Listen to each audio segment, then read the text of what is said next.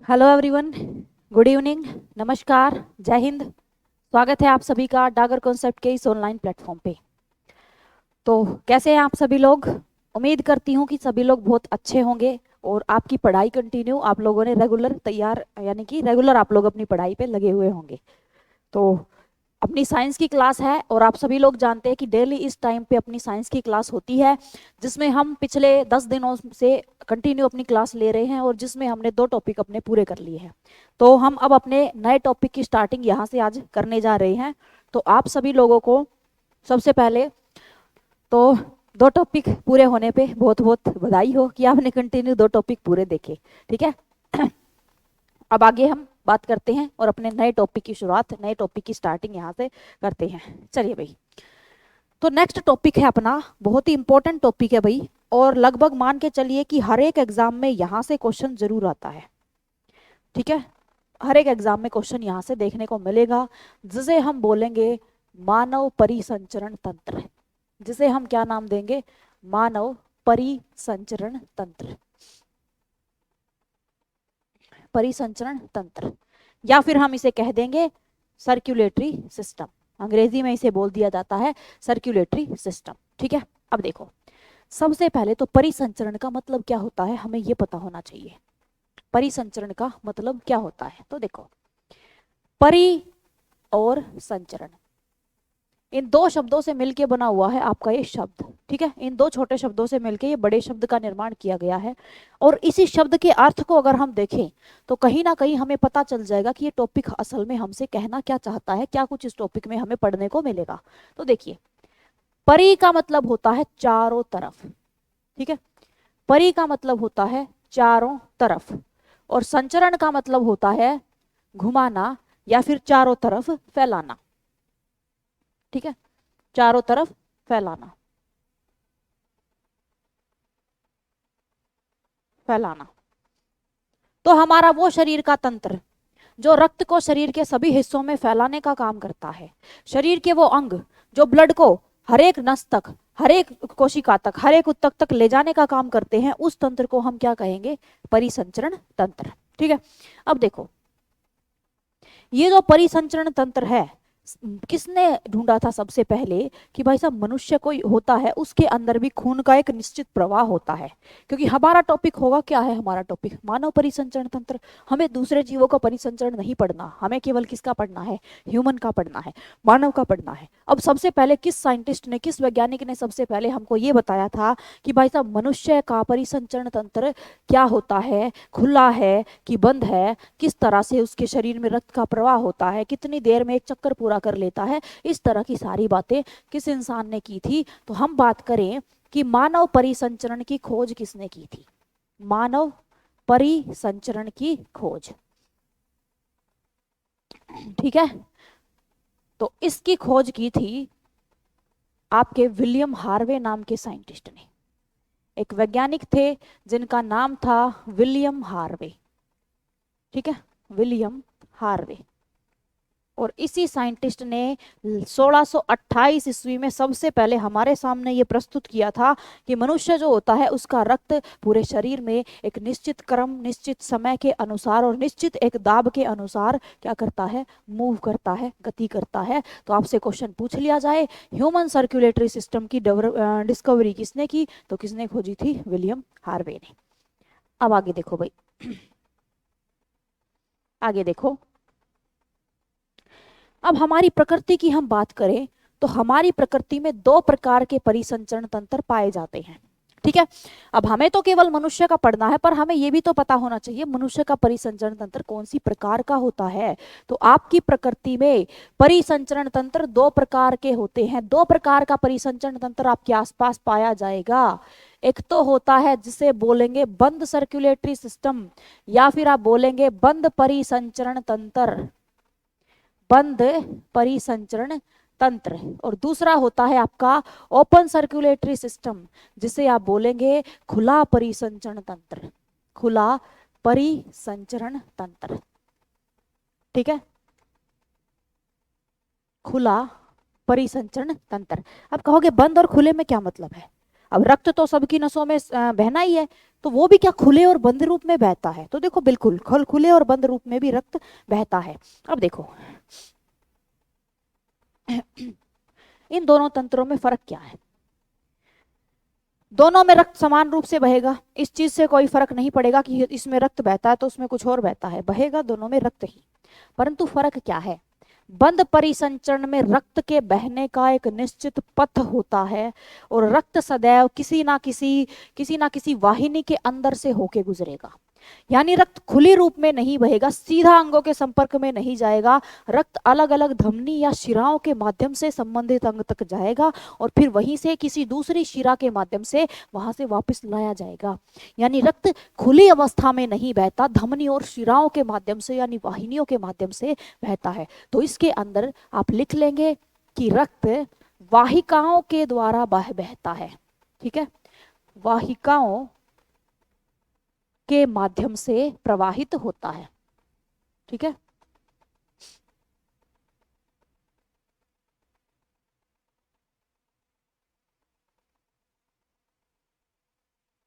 ठीक है, वाहिकाओं के माध्यम से प्रवाहित होता है, वाहिकाओं के माध्यम से प्रवाहित होता है। और खुला परिसंचरण तंत्र, इसका क्या होता है? इसमें रक्त जो होगा वो नसों के माध्यम से, धमनी के माध्यम से, शिरा के माध्यम से नहीं बहेगा, बल्कि स्वतंत्र रूप से मुक्त रूप से बहता है। किसी भी रक्त किसी भी हृदय के अंग की किसी भी अंग की तरफ उसका बहाव कभी भी हो सकता है। तो यहाँ पे रक्त क्या होगा? रक्त वाहिनियों के बिना,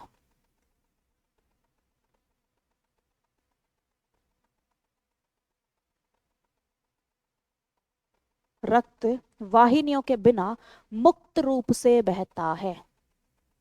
ठीक है, मुक्त रूप से बहता है।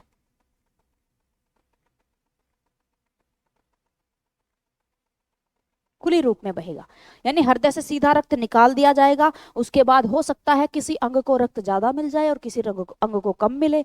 यहाँ पे रक्त जिस अंग को जितनी जरूरत है उतना ही उसको पूर्ति करी जाती है। यानी यहाँ पे अगर बात करी जाए तो आपके अगर यहाँ बात की जाए तो आपके जो रक्त का प्रवाह होता है वो उसकी एक निश्चित मात्रा होगी। यानी जिस अंग को जितना चाहिए उस अंग के पास उतना ही खून जाएगा। और वहां पे क्या हो जाता है, कभी कभार किसी अंग को खून की पूर्ति ज्यादा हो जाती है और किसी अंग को खून की पूर्ति कम होती है। अब आपको बस याद क्या रखना है कि कौन से जीव है हमारे जिनका परिसंचरण तंत्र बंद परिसंचरण तंत्र होगा और किन जीवों का परिसंचरण तंत्र खुला परिसंचरण तंत्र होगा। तो सबसे पहले तो आपको पता होना चाहिए, आपको पता होना चाहिए कि जितने भी आपके रीढ़ की हड्डी वाले जीव हैं, मोस्टली आपके जैसे मनुष्य हो गया स्तनधारी वर्ग के प्रत्येक जीव का परिसंचरण तंत्र होगा बंद परिसंचरण। अरे आप खुद ही मान लो, मनुष्य कैसा है? मनुष्य किस श्रेणी का जीव है? मनुष्य भी तो एक मतलब आप सभी जानते हो स्तनधारी वर्ग में आता है। और हमारा खून नसों में से बहता है कि मुक्त बहता है? आप सभी लोगों को बहुत अच्छे से पता है, धमनी और शिराएं हमारे शरीर में होती हैं। धमनियों में शुद्ध रक्त बहता है, शिराओं में अशुद्ध रक्त बहता है। यानी मनुष्य का परिसंचरण तंत्र होता है अपना बंद परिसंचरण तंत्र। और मनुष्य किस जीव का प्राणी है? स्तनधारी वर्ग में आने वाला एक जीव होता है हमारा मनुष्य। तो आप ये चीज लिख लेंगे कि हमारा जितने भी कशेरुकी हैं, यानी जिनमें रीढ़ की हड्डी पाई जाती है मैक्सिमम, ठीक है, सर्वाधिक कशेरुकी जीव जो अपने होते हैं जिनमें रीढ़ की हड्डी पाई जाती है, उन सब का शरीर में बंद परिसंचरण तंत्र पाया जाता है। बंद परिसंचरण तंत्र उनके शरीर में पाया जाएगा। आगे चल के पढ़ोगे, जब जंतु जगत आपको एक टॉपिक पढ़ाया जाएगा तो उस टॉपिक में आप पढ़ोगे एक संघ होता है जिसे कहा जाता है मोलस्का।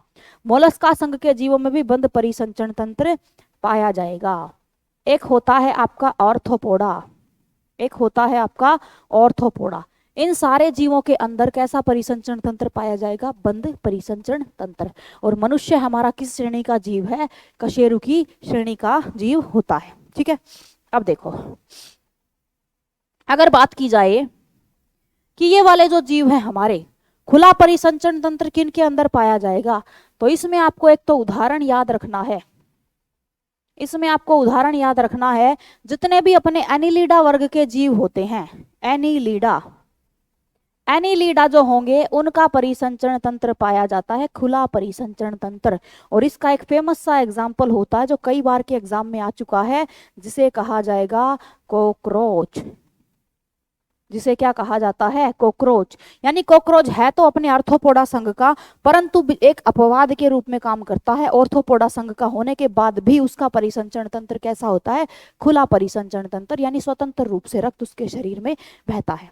तो आप ये दो चीजें आप याद रखेंगे। अब आपको बस एक शब्द याद रखना है कि मनुष्य आता है कशेरुकी वर्ग में, और कशेरुकी वर्ग के शरीर में कौन सा परिसंचरण तंत्र है? बंद परिसंचरण तंत्र। बंद परिसंचरण तंत्र। अब यहां से हम बात करेंगे आपके बारे में कि भाई मनुष्य का परिसंचरण तंत्र कैसे कार्य करता है। ठीक है, तो हम बात करेंगे मानव के परिसंचरण तंत्र के बारे में। ठीक है,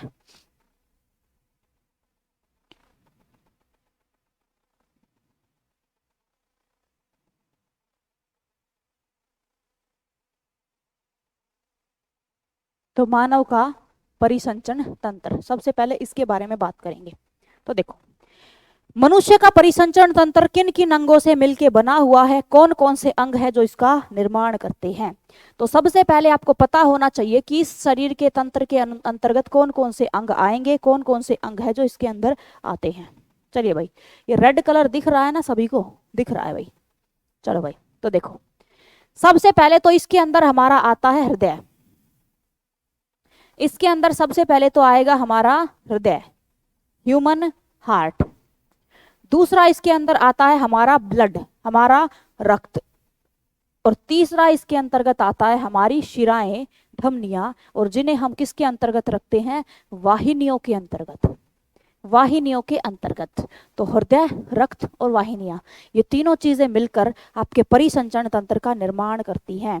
और हम यहाँ पे इस टॉपिक के दौरान हम पढ़ेंगे अपने हृदय के बारे में और वाहिनियों के बारे में, क्योंकि रक्त के बारे में अलग से पूरा अलग टॉपिक करके पूरा ब्लड के बारे में पढ़ेंगे। यहाँ पे अभी इस टॉपिक के अंतर्गत हम ब्लड को नहीं रखेंगे। ठीक है, चलिए भाई, तो स्टार्ट करते हैं आपका हृदय।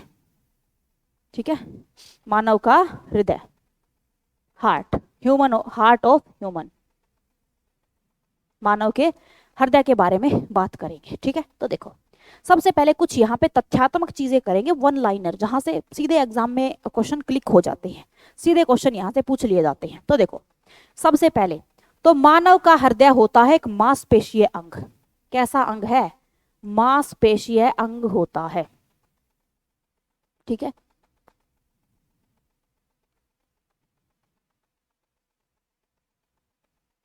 मांसपेशीय अंग है। मांसपेशीय अंग क्यों है?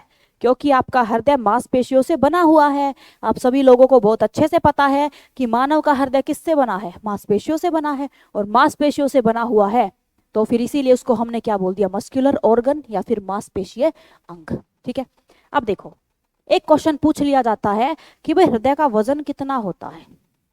हृदय में वजन कितना होगा? तो ध्यान रख लेंगे, पुरुष और महिला के हृदय में वजन में भी थोड़ा सा अंतर देखने को मिलता है। थोड़ा सा अंतर देखने को मिलता है। पुरुषों के शरीर के अंगों का भार महिलाओं के शरीर के अंगों के मुकाबले थोड़ा सा हैवी पड़ जाता है, थोड़ा सा वजनी पड़ जाता है। तो पुरुष का जो हृदय है वो होता है 280 से 350 ग्राम के बीच में। ठीक है, पुरुषों के ब्रेन हार्ट का वजन कितना है? 280 से 300 ग्राम। और अगर बात की जाए महिला की, तो महिला का हृदय थोड़ा सा हल्का होता है, 230 से लेके 280 ग्राम के बीच वजन होता है किसी भी महिला के हृदय का। अब आप बोलोगे मैम हमसे क्वेश्चन ऐसे थोड़ी पूछेगा, हमको तो एक एवरेज बता दो, एक औसत बता दो कि औसत वजन कितना होता है। तो औसतन मानव के हृदय का वजन होता है 300 ग्राम। और ज्यादातर एग्जाम में औसत वजन ही पूछा जाता है। बाकी मैं आपको दोनों बता के चल रही हूँ, क्योंकि अगर मान लीजिए भविष्य में किसी एग्जाम में आपसे सेपरेट पुरुष का पूछ लिया जाए, महिला का पूछ लिया जाए, तो हमें पता होना चाहिए कि किस में कितना होता है और औसतन वजन मानव के हृदय का कितना होता है। अब देखो, आगे देखो, आगे देखेंगे हृदय की स्थिति क्या है, कहाँ पे स्थित होता है ये हृदय, किधर इसकी लोकेशन होती है। तो हृदय की स्थिति कहाँ है सबसे पहले? तो हृदय की स्थिति से लेकर भी अलग अलग 3 तरह के ऑप्शंस आपको दे सकता है, ठीक है। अलग अलग स्थिति है हृदय, यानी हृदय है तो अपने ही स्थान पे, पर उसकी स्थिति को 3 तरह से दर्शाया जा सकता है। पहली स्थिति आपको ऑप्शन में मिल सकता है कि हमारा हृदय होता है वक्ष गुहा में स्थित। कहाँ? वक्ष गुहा में, और जिसे आप बोल सकते हो चेस्ट कैविटी, जिसे कहा जा सकता है चेस्ट कैविटी, यानी ह्यूमन का हार्ट चेस्ट कैविटी में स्थित होता है। तो आपको ऑप्शन में दे सकता है वो उदर गुहा में या फिर वक्ष गुहा में, ठीक है। इस तरह से करके वो आपको ऑप्शन दे सकता है। तो पहले तो पता होना चाहिए आपका हृदय वक्ष गुहा में स्थित हो सकता है, ठीक है। दूसरा, इसकी स्थिति आपसे पूछ सकते हैं पसलियों के पीछे स्टर्नम आप जानते हो ना, जैसे ये आपकी एक हड्डी होती है, छाती में होती है, जिसे उरोस्थी हिंदी में कहा जाता है और इंग्लिश में इसे कहा जाता है स्टर्नम। इसके दोनों तरफ आपकी 12 जोड़ी पसलियां निकली हुई होती हैं। 12 जोड़ी पसलियां आपकी इस तरफ निकली हुई होती हैं। आपकी इसी उरोस्थी के पीछे की तरफ आपका हृदय स्थित होता है। इसके पीछे आपका हृदय, मान के चलिए यहाँ से आपका हार्ट स्थित होता है, ठीक है, यहाँ स्थित होता है। आपके हृदय का बाईं तरफ थोड़ा सा झुकाव ज्यादा होता है, दाईं तरफ झुकाव कम होता है। इसी कारण आपको आपका हार्ट आपके बाईं तरफ धड़कता हुआ महसूस होता होगा। तो दूसरी इसकी स्थिति हो सकती है कि पसलियों व उरोस्थी के पीछे, ठीक है, पसलियों व उरोस्थी और उरोस्थी को ही अंग्रेजी में बोल सकते हैं स्टर्नम, इसी को बोल सकते हैं आप लोग स्टर्नम। पता आपको होना चाहिए कि उरोस्थी को ही स्टर्नम भी बोला जा सकता है के पीछे, ठीक है। ये आपको इसकी स्थिति, दूसरी स्थिति आपको अच्छे से क्लियर हो चुकी होगी कि दूसरी स्थिति इसकी कहाँ पे होती है, ठीक है। तीसरी स्थिति कहाँ होगी? तो तीसरा आपको बोल सकते हैं, अब देखो आपकी छाती में, आपके फेफड़ों और आपके हृदय के यहाँ, यानी यहाँ से जो एक जगह होती है जिसे खाली जगह बोला जाता है, यहाँ थोड़ी खोखली सी जगह होती है, यहाँ पे थोड़ी खाली सी जगह होती है, जिसे मीडिया स्टेनम कहा जाता है, जिसे कहेंगे मीडिया स्टेनम। तो उसी खाली जगह में आपका हृदय स्थित होता है। इसीलिए इसकी तीसरी स्थिति हो सकती है कि मीडिया स्टेनम, कि आपका हृदय मीडिया स्टेनम में स्थित है, मीडिया स्टेनम में स्थित है। अब ऑप्शन आपको वो तीनों में से किसी भी टाइप से आपसे क्वेश्चन पूछ सकता है। तो गुहा में कौन सी में? वक्ष गुहा में, पसली और उरोस्थी के पीछे, और कहाँ पे? मीडिया स्टेनम में। और आपके हृदय का कुछ भाग, यानी आपके हृदय का कुछ भाग, आपका हृदय है बंद मुट्ठी का, और आपका हार्ट जो होता है वो बंद मुट्ठी का होने के कारण, मान लो ऐसे आपका हार्ट है, बंद मुट्ठी के आकार का है, यूं रखा हुआ है, आपके हार्ट का कुछ भाग आपके बाएं फेफड़े के अंदर धसा हुआ होता है, और उसके धसने से वहां पे गड्ढेनुमा संरचना बन जाती है, जिसे हृदय खांच कहा जाता है। तो हमें ये पता होना चाहिए कि मीडिया स्टेनम में खाली जगह में तो स्थित है, पर खाली जगह में स्थित होने के साथ साथ वो और क्या बनाता है? तो आप यहाँ पे लिख लेंगे कि बाएं फेफड़े में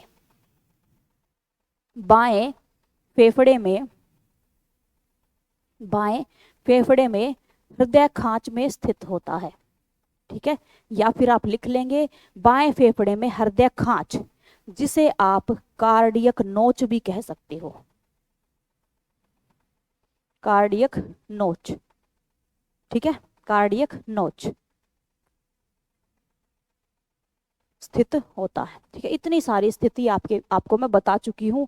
अब चाहे किसी भी तरह एग्जाम में आ जाए, आप इस क्वेश्चन को गलत नहीं करेंगे, ठीक है। ये आपके हृदय की स्थितियां हैं। अब आपसे क्वेश्चन पूछ लिया जाए, भाई साहब आकार कैसा है, हृदय का आकार कैसा है? तो आकार आपको पता है बंद मुट्ठी जैसा, ठीक है, बंद मुट्ठी जैसा।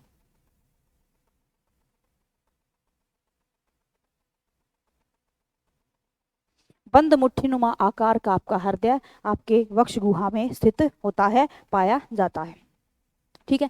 ये आपको पता चल गया होगा। अब अगली स्लाइड पे हम बात करेंगे कि आपका हृदय जो होता है आपके हृदय को चारों तरफ से सुरक्षा देने के लिए, ताकि बाहर से कभी चोट लगे, बाहरी आघातों से आपके हृदय को बचाने के लिए एक झिल्ली होती है जो आपके हृदय के चारों तरफ एक सुरक्षात्मक आवरण बनाती है। उस झिल्ली को क्या कहेंगे? उस झिल्ली को क्या कहेंगे? यानी आपके हृदय का आवरण बनाने वाली झिल्ली। आवरण तो आप समझ रहे होगे ना, कवर बनाने वाली। आवरण, हृदय का आवरण क्या कहलाता है? वो कौन सी झिल्ली है जो हृदय के चारों ओर एक सुरक्षात्मक लेयर बनाने का काम करेगी? तो भाई साहब, इस झिल्ली का नाम होता है पेरिकार्डियम। इसका नाम होता है पेरिकार्डियम। ठीक है, पेरिकार्डियम हृदय के चारों तरफ पाई जाती है पेरिकार्डियम। पेरिकार्डियम को भी दो भागों में बांटा गया है, यानी एक अकेली झिल्ली नहीं होती। ये झिल्ली दो छोट पतली पतली झिल्लियों से मिलकर बनी हुई, यानी एक इस तरफ एक इस तरफ, उसके बीच में थोड़ी सी खाली जगह होती है। तो दो अलग अलग झिल्लियां मिलकर पेरिकार्डियम का निर्माण करती हैं। और उन दो झिल्लियों के नाम क्या है? एक का नाम है सिरोज और दूसरी का नाम होता है फाइब्रस। ठीक है, सिरोज और आपकी फाइब्रस, सिरोज और आपकी फाइब्रस। ठीक है, अब देखो, जैसे समझ के चलिए, मैं आपको जैसे समझाती हूँ। ये आपका हृदय है, मान लो अपना लोकल हृदय हम कुछ इसी तरह से बनाते हैं। ठीक है, वैसे बंद मुट्ठी के आकार का होता है, पर मान के चलो हम अपना नॉर्मल समझाने के लिए अपने हार्ट की शेप कुछ ऐसी लेके चलते हैं। आपके हृदय के चारों तरफ एक झिल्ली बनी हुई होगी जो इसे सुरक्षा देगी ताकि बाहरी आघातों से हार्ट बचा रहे। तो ये पहली झिल्ली है, ये दूसरी झिल्ली है, और इसके बीच में भरा रहता है फ्लूइड, इसके बीच में भरा रहता है द्रव भरा रहता है। जो द्रव, अब आप सबको पता है, फिजिक्स में आपने पढ़ा होगा और नहीं भी पढ़ा होगा तो आगे पढ़ लोगे कि किसी भी तरल पे जब कोई प्रेशर लगाया जाए तो वो तरल इक्वली अपने प्रेशर को हर दिशा में फैला देने का काम करता है। यानी बाहर से अगर हार्ट पे कोई प्रेशर लगाया जाए तो बाहरी झिल्ली पे जैसे ही इफेक्ट आएगा, वो इफेक्ट फिर किस पे पड़ेगा? लिक्विड पे। वो लिक्विड उस प्रेशर को अलग अलग दिशा में फैला देगा, जिसके कारण उसकी मात्रा थोड़ी कम हो जाएगी और अंदर हार्ट तक वो प्रेशर पहुंच नहीं पाएगा, हार्ट आपका रह जाएगा सुरक्षित। तो आपको अब यहाँ से ये पढ़ना है, सिरोज और फाइब्रस, ये जो अपनी दो लेयर होती हैं जिनसे पेरिकार्डियम बना होता है, इनके ठीक बीच में एक द्रव भरा होता है, इनके ठीक बीच में एक द्रव भरा होता है और उसी द्रव का नाम होता है पेरिकार्डियम द्रव। ठीक है, इसी द्रव का नाम क्या है? पेरिकार्डियम। तो आपसे पूछा जाए पेरिकार्डियम द्रव कहाँ पाया जाता है, तो हृदय के चारों तरफ आपकी पेरिकार्डियम झिल्ली के बीच में। ठीक है, तो इसको क्या बोलेंगे आप? पेरिकार्डियम द्रव। अब ये द्रव करता क्या है? बाहरी दाब से हृदय को सुरक्षा देता है। ठीक है, बाहरी दाब से हृदय को सुरक्षा देता है।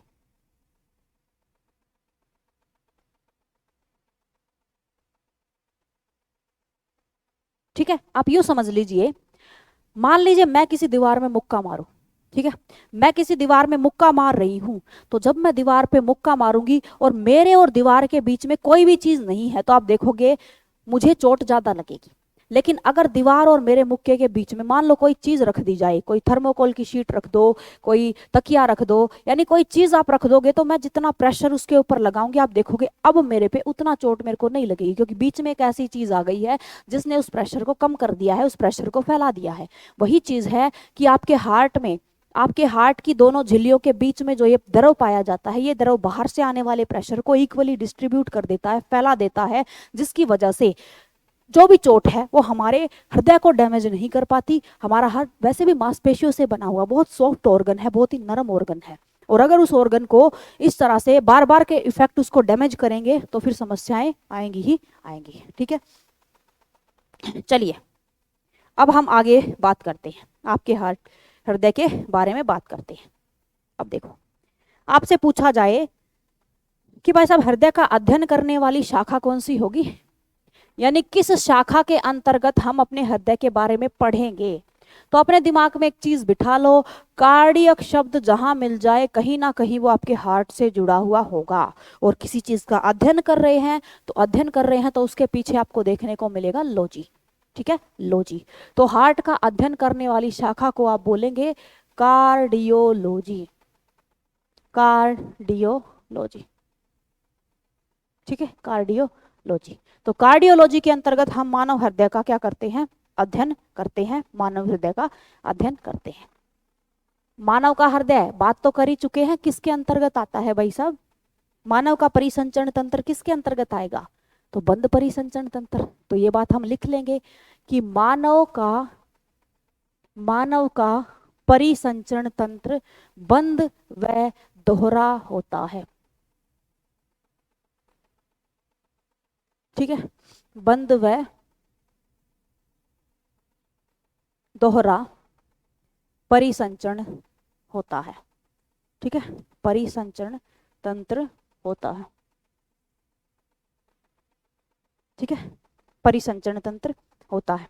अब देखो एक तथ्य और लिख लीजिएगा, आपके शरीर के कुछ अंग ऐसे होते हैं जो तंत्रिकाओं के द्वारा नियंत्रित किए जाते हैं, यानी तंत्रिकाएं उन तक आएंगी, उन्हें कब क्या रिएक्शन देना है, कब उनको अपना काम करना है, ये तंत्रिकाओं पे निर्भर करता है।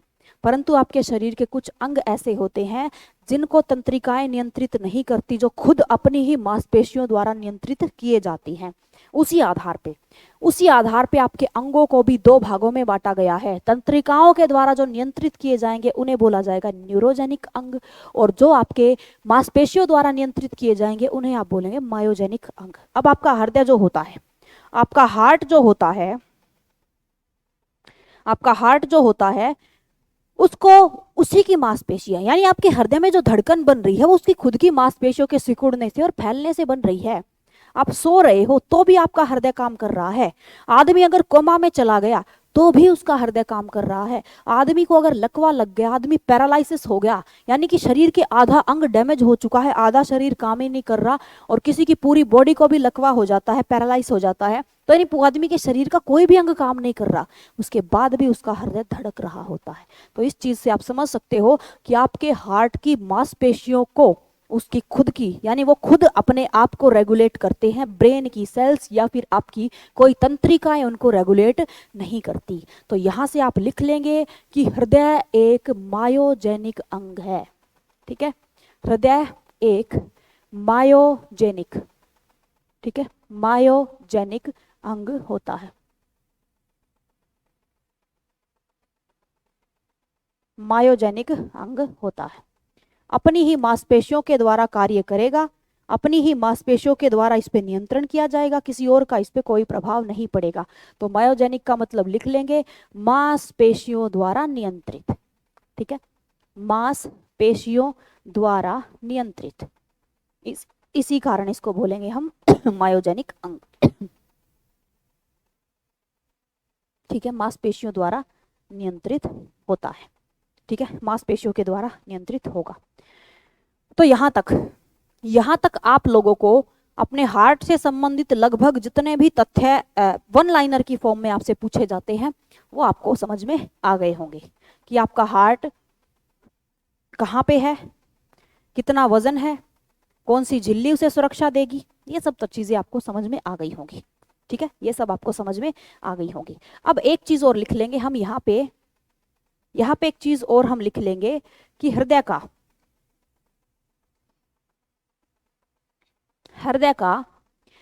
75 से 80%, 75 से 80% भाग किस दिशा में, किस फेफड़े की तरफ होता है, दाएं, आपके मतलब झुका किस तरफ है, बाएं फेफड़े की तरफ।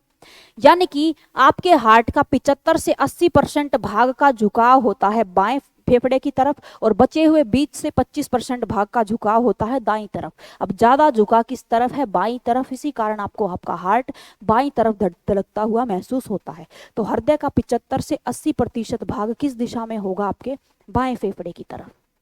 ठीक है, भाग होगा बाएं फेफड़े की तरफ।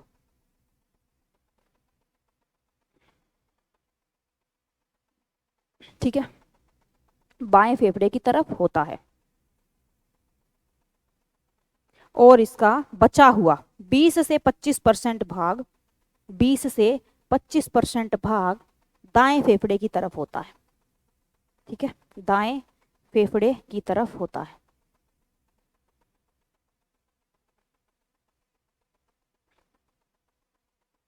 अब आप में से कुछ लोगों के आसपास आपने देखे होंगे, रेयर चांसेस ऐसे होते हैं कि कुछ लोगों का हार्ट आपको बाईं तरफ ना झुकता धड़कता दिख के आपको दाईं तरफ ही धड़कता हुआ महसूस होता है। ऐसा लगेगा कि उसका हृदय इधर ना धड़क के इधर धड़क रहा है।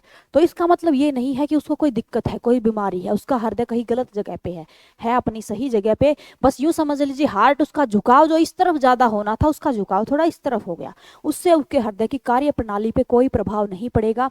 वो चीज पहले की तरह वैसे ही चलती रहेगी, वही उसकी हार्ट बीट होगी, वही उसके हृदय का पंपिंग सिस्टम होगा, वही उसकी धमनियां होंगी, वही शिराएं होंगी, सब कुछ नॉर्मल रहेगा। बस थोड़ा सा हृदय का झुकाव दाईं तरफ ज्यादा हो जाता है, इसलिए उसको आपका हार्ट या तो ठीक बीच में धड़कता हुआ महसूस होगा या फिर उसको अपनी दाईं तरफ धड़कता महसूस होगा। इससे उसको कोई भी दिक्कत नहीं आएगी। तो ये चीज समझ के आप लोग कभी भी कंफ्यूज नहीं होंगे, टेंशन नहीं लेंगे इस बात का कि ऐसा हो रहा है तो टेंशन की बात है। ठीक है, वो चीज आपको करने की जरूरत नहीं है।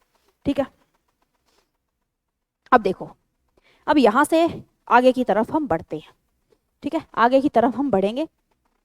अब हम अपने हृदय के थोड़े से बारे में और बात करेंगे, यानी हार्ट के बारे में, संरचना के बारे में तो बात कर चुके हैं। अब इस टॉपिक में आप एक बात समझ लीजिएगा, हम दो शब्दों का यूज बार बार करेंगे। एक तो आपको देखने को मिलेगा शुद्ध रक्त। शुद्ध रक्त, शुद्ध रक्त का मतलब क्या है?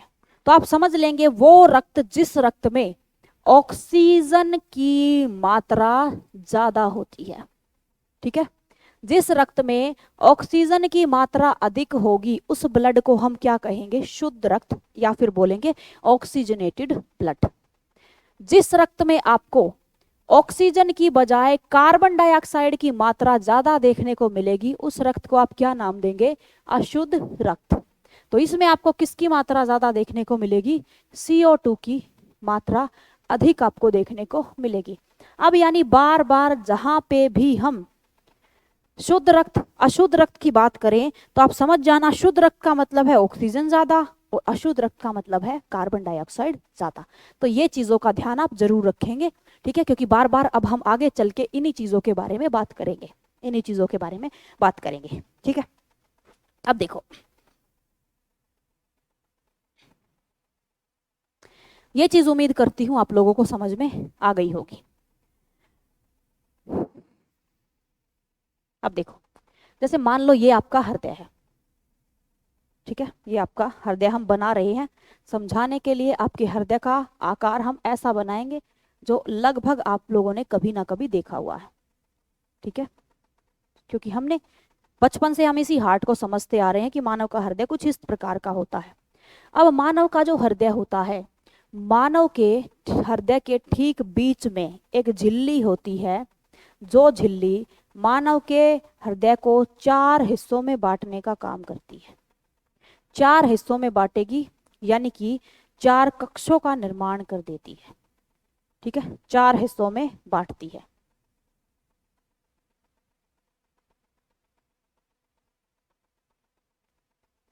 तो देखो, ये जो बीच वाली है, ये जो बीच में आपको एक हड्डी दिख रही है, बीच वाली हड्डी, इस हड्डी को बोला जाता है आप लोगों का सेप्टम। इसका नाम होगा सेप्टम। सेप्टम, और सेप्टम के आने से आपका हृदय अब 4 हिस्सों में बट गया। ये जब नहीं थी तो आपका हार्ट केवल 2 ही उनमें बटा हुआ था, आलिंद और निलय। परंतु जैसे ही ये आपके हार्ट में डेवलप हो जाती है, उसके बाद आपका हार्ट 4 चैम्बर में बट जाता है, 4 कक्ष में बट जाता है। कौन कौन से कक्ष में? दायां आलिंद, बायां आलिंद, दायां निलय, बायां निलय। तो यानी यहां से आपको एक तो ये तथ्य याद रखना है कि हृदय को 4 कक्ष में कौन सी आपकी मसल्स बांटती है। 4 कक्ष में बांटने का काम कौन करेगी? कौन बांटती है भाई? सेप्टम। कौन बांटेगी? सेप्टम। ठीक है, सेप्टम इसे 4 हिस्सों में बांटने का काम करती है। अब इसके कारण आपके हृदय में कक्ष कितने बन जाएंगे? कक्ष की संख्या हो जाएगी 4। इन 4 में से 2 तो होंगे आपके आलिंद, 2 तो होंगे आपके आलिंद, और आलिंद को ही हम बोलते हैं ओरिकल। ठीक है, इसी को हम क्या बोलते हैं, ओरिकल, या फिर इसको एट्रियम भी कहा जा सकता है। तो ओरिकल, एट्रियम, आलिंद ऊपर वाला हिस्सा, और दो होते हैं आपके निलय, दो होते हैं आपके निलय, जिन्हें आप बोलेंगे वेंट्रिकल, जिन्हें आप क्या बोलेंगे, वेंट्रिकल। तो ओरिकल, दो वेंट्रिकल, यानी दो आलिंद और दो निलय, चार कक्ष किसी भी मनुष्य के हृदय में पाए जाते हैं। और चार कक्षों का निर्माण कौन सी मसल्स के द्वारा होता है, सेप्टम के द्वारा, क्योंकि भी हार्ट में हड्डियां नहीं होती, हार्ट तो पूरा का पूरा मस्कुलर ऑर्गन है, तो उसमें जिस भी चीज का निर्माण होगा वो सारी की सारी मांसपेशीय अंग ही होंगे। तो बीच में जो सेप्टम है वो खुद एक क्या है, एक मसल्स है। ठीक है, एक मसल होती है। तो अपने कक्ष कितने हैं, चार कक्ष हैं। अब आपके हृदय का देखो, अब अगर आपके हार्ट की बात की जाए तो आपके हृदय का ये वाला हिस्सा, इसे आप बोलेंगे उसका बायां भाग, और इसे आप बोलेंगे उसका दायां भाग। तो हमेशा आपके हृदय के दाएं भाग में अशुद्ध रक्त बहेगा और बाएं भाग में शुद्ध रक्त बहेगा। तो ये बात हम लिखेंगे, हृदय की दाईं तरफ, दाईं तरफ कैसा रक्त बहता है, अशुद्ध रक्त। और अशुद्ध कौन सा, कार्बन डाइऑक्साइड वाला। तो दाईं तरफ कौन सा रक्त पाया जाता है, अशुद्ध रक्त, और बाईं तरफ कौन सा पाया जाएगा, शुद्ध रक्त। बाईं तरफ कौन सा रक्त होता है, शुद्ध रक्त, शुद्ध रक्त। ये क्वेश्चन कई बार सीधे सीधे एग्जाम में पूछ लेते हैं कि हृदय के कौन सी तरफ, किस दिशा में शुद्ध रक्त बहेगा और किस तरफ अशुद्ध बहेगा। अभी आप बस ये ध्यान रख लो कि आपके हार्ट की हमेशा लेफ्ट साइड, लेफ्ट साइड यानी बाईं साइड बहेगा शुद्ध रक्त और दाईं साइड बहेगा अशुद्ध रक्त। आगे जब पूरा डिटेल से इसमें करेंगे तो आपको समझ में आ जाएगा ऐसा क्यों होता है कि दाईं साइड शुद्ध नहीं बह, दाईं साइड आपका हमेशा बहता है कैसा रक्त, अशुद्ध रक्त, और बाईं साइड शुद्ध रहता। कारण क्या है उस चीज का, तो उसका कारण अपनी अगली क्लास में हम पढ़ेंगे, जब हम अपने हार्ट के बारे में और अच्छे से डिटेल से, अपने हृदय के बारे में, सारी धमनियों के बारे में, सारी शिराओं के बारे में जब हम बात करेंगे तो हम आगे इसके बारे में और डिटेल से पढ़ेंगे। तो उम्मीद करती हूँ कि अपनी आज की क्लास में आप लोगों को हार्ट के बारे में वन लाइनर काफ़ी सारे तथ्यात्मक क्वेश्चन आपके क्लियर हो गए होंगे, और अगर एग्जाम में यहाँ से क्वेश्चन आ जाता है तो आप उस क्वेश्चन को आराम से कर लेंगे। तो फिर विदा लेते हैं आपसे आज, और मिलते हैं आपसे अपनी अगली क्लास में कुछ नए क्वेश्चंस, कुछ नए कंसेप्ट के साथ, और आपके हार्ट के बारे में और डिटेल से पढ़ेंगे और आगे उसके बारे में जानेंगे। तब तक के लिए जय हिंद, जय भारत, धन्यवाद।